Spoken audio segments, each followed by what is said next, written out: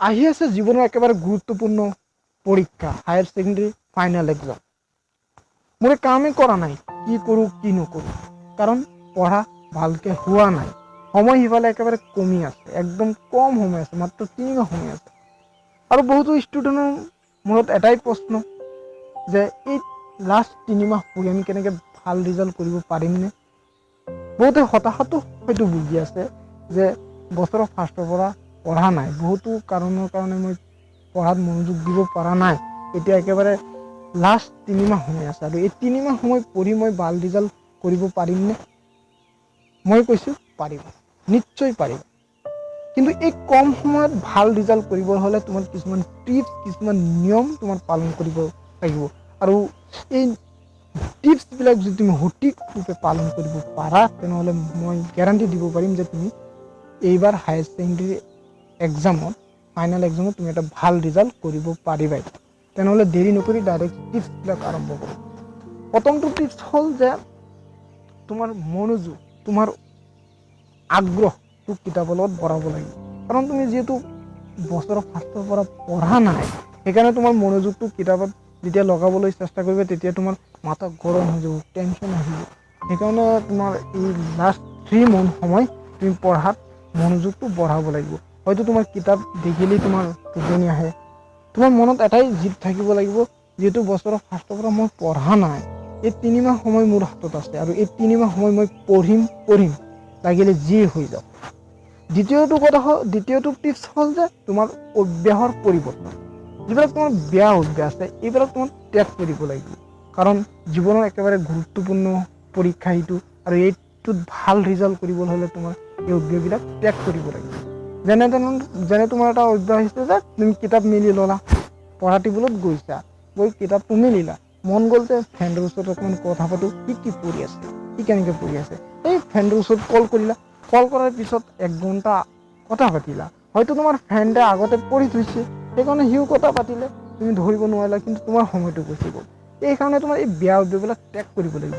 হয়তো তুমি ভাবিছা যে মই বেয়া অভ্যাসবিলাক ত্যাগ কৰিবলৈ মই ত্যাগ কৰি পঢ়াতে লাগি থাকিব লাগিব, এইটো কোনো কথা নহয়। ত্যাগ কৰিব লাগিব মানে তুমি হয়তো মোবাইল টিপি ভাল পোৱা, টিপা, হয়তো তুমি মোবাইলত গেম খেলি ভাল পোৱা, খেলা, তুমি টিভি চাই ভাল পোৱা, চোৱা, কিন্তু এইবিলাকৰ লগত তোমাৰ পঢ়াটো লগত লৈ যাব লাগিব। তোমাৰ পঢ়াটো তোমাৰ সময় দিব লাগিব, যিহেতু পৰীক্ষা আহি কাষ চাপিব।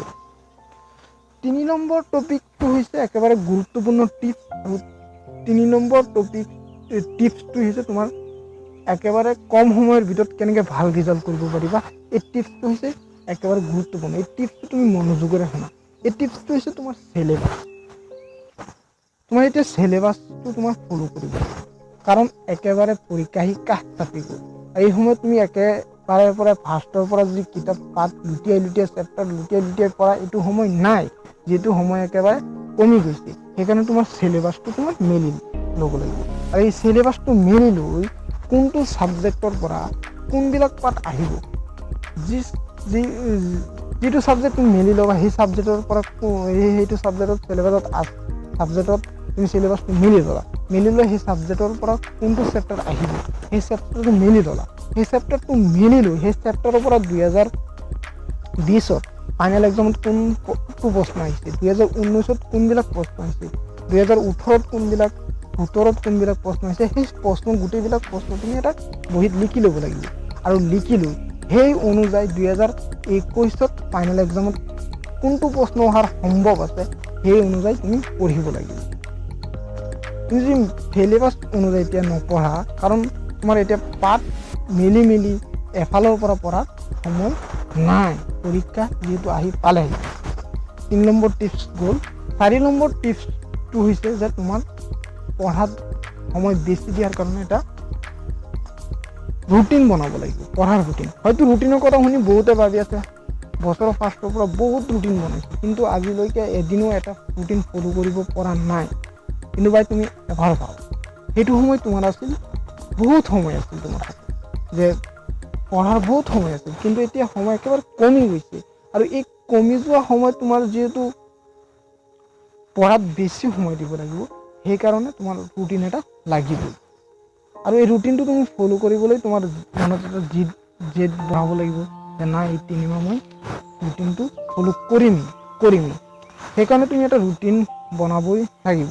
আৰু ৰুটিন বনোৱাৰ বহুত লাভ আছে। প্ৰথমটো লাভ হ'ল যেতিয়া তুমি পঢ়া টেবুলৰ সন্মুখত তোমাৰ ৰুটিনটো আঁৰি থবা, যেতিয়া তোমাৰ টোপনি আহিব, যেতিয়া তুমি ধৰা পঢ়া নাই এনে ঘূৰি আছা, যেতিয়া তোমাৰ সেই ৰুটিনলৈ তোমাৰ চকু যাব, তেতিয়া তোমাৰ পঢ়াত মনোযোগ তুমি পঢ়িব লাগিব যে সেইটো তোমাৰ অন্তৰত সোমাই যাব যে মই পঢ়িব লাগিব কাৰণ পৰীক্ষা আহি পালে।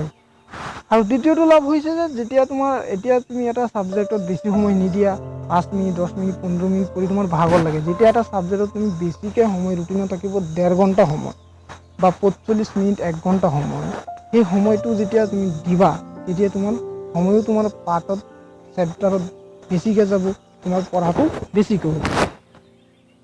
হতাশ হোৱাৰ কোনো কাৰণেই নাই, টেনশ্যনো নল'বা, নিগেটিভ চিন্তাও কেতিয়াও মূৰত নল'বা, কাৰণ তোমাৰ হাতত এতিয়াও বহুত সময় আছে। তোমাক বহুতে হয়তো ক'ব পাৰে এই 3 মাহ সময়, ইমান দিন তই পঢ়া নাই, এনেকৈ ঘূৰিছ, এতিয়া 3 মাহ সময় কৰি কি কৰিবি? ক'বলৈ দিয়া, তুমি এই 3 মাহ সময় পঢ়া, আৰু মই দিয়া এই 4টা টিপছ যদি তুমি সঠিকভাৱে পালন কৰিব পাৰা, তুমি 3 মাহ নহয় আজিৰ পৰা ষ্টাৰ্ট কৰা এই টিপছবিলাক পালন কৰিবলৈ, আৰু তুমি 2 মাহ এই টিপছবিলাক পালন কৰা, মাত্ৰ 4টা টিপছ পালন কৰি তোমাৰ ভিতৰৰ পৰাই যেতিয়া 2 মাহৰ পিছত তোমাৰ ভিতৰৰ পৰাই চাবা এটা আৱাজ ওলাব না মই পৰীক্ষাত ভাল ৰিজাল্ট কৰিব পাৰিম। সেইকাৰণে কাৰোবাৰ কথা লৈ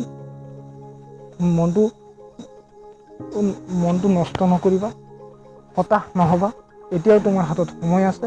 এতিয়াও যদি বহুতে ভাবি আছে 3 মাহ পঢ়ি ভাল ৰিজাল্ট কৰিব পাৰিমনে, বহুতো উদাহৰণ আছে।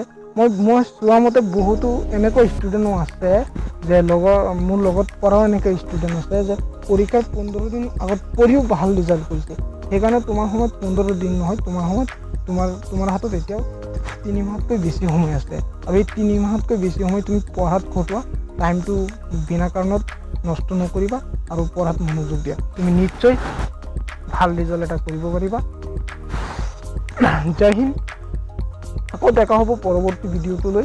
এনেকুৱা ভাল ভিডিঅ' পাবলৈ মোৰ চেনেলটো ছাবস্ক্ৰাইব কৰি থবা, আৰু ভিডিঅ'টো ভাল লাগিলে লাইক শ্বেয়াৰ কমেণ্ট কৰিবলৈ নাপাহৰিবা।